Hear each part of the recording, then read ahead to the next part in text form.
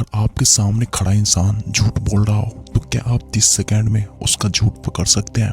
तो आज की इस कहानी में हम जानेंगे आचार्य चाणक्य की वो गुप्त नीति जिससे सबसे चालाक झूठा भी अपना अपराध कबूल कर लेता है। ये कहानी सिर्फ मनोरंजन का नहीं बल्कि आपकी जिंदगी का सबसे काम की कला सिखाएगी, झूठ पकड़ने की कला। बहुत समय पहले की बात है, मगध साम्राज्य अपनी समृद्धि और शक्ति के लिए पूरे भारत में प्रसिद्ध था। राजा धनानंद का शासन था, लेकिन राज्य के भीतर गुप्त षड्यंत्र पनप रहे थे। राजमहल में एक रहस्यमय घटना हुई थी। राजकोष से बहुमूल्य स्वर्ण मुद्राएं चोरी हो गई थी। राजा क्रोधित थे। उन्होंने आदेश दिया, जब तक चोर का पता न चले कोई चैन से नहीं बैठेगा। लेकिन समस्या ये थी, हर मंत्री, हर सैनिक, हर सेवक सब खुद को निर्दोष बता रहे थे। तभी किसी ने कहा, महाराज, इस संकट का समाधान केवल आचार्य चाणक्य कर सकते हैं। राजा ने तुरंत संदेश भिजवाया। अगली सुबह आचार्य चाणक्य राजसभा में पहुंचे। उनका तेजस्वी चेहरा, शांत आंखें और गंभीर मुद्रा देखकर पूरी सभा नतमस्तक हो गई। राजा ने सारी घटना सुनाई। चाणक्य मंद मुस्कुराए और बोले,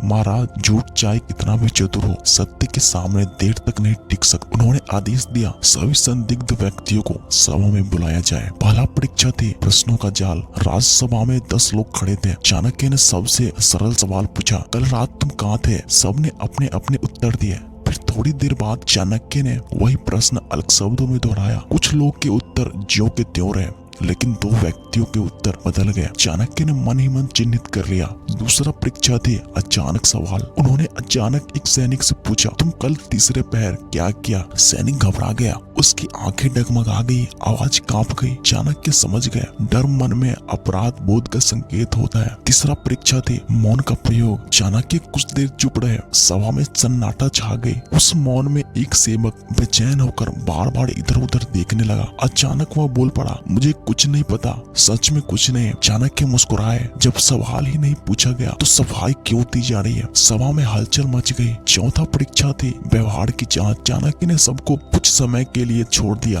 और गुप्तचर नियुक्त कर दिए। 3 दिनों तक उन्होंने सबके आचरण, चाल ढाल और गतिविधियों पर नजर रखी। एक मंत्री हर रात राजकोष के पास घूमता पाया गया। अंतिम परीक्षा थी कर्म और वचन का मिलान। चाणक्य ने उस मंत्री को बुलाया और बोले, तुम कहते हो कि तुम्हारा राजकोष से कोई संबंध नहीं, फिर हर रात वहाँ क्यों जाते हो? मंत्री शक पका गया, पसीना बहने लगा, उसकी जुबान लड़खड़ा गई। अंततः वह घुटनों के बल गिर गया और बोला, आचार्य, मुझसे भारी भूल हो गई, मैंने लालच में आकर चोरी कर ली। चाणक्य ने सभा को संबोधित किया और कहा, याद रखो, झूठ को पकड़ने के लिए शक्ति नहीं, बुद्धि चाहिए। बार बार प्रश्न करो, व्यवहार देखो, मौन का प्रयोग करो और समय दो। झूठ खुद अपनी कब्र खोद लेता है। राजा ने चाणक्य को नमन किया और मंत्री को उचित दंड दिया। इस घटना के बाद मगध में सत्य और न्याय का बोलबाल हो गया। लोग कहने लगे, जहाँ चाणक्य की बुद्धि हो वहाँ झूठ ज्यादा देर नहीं टिक सकता।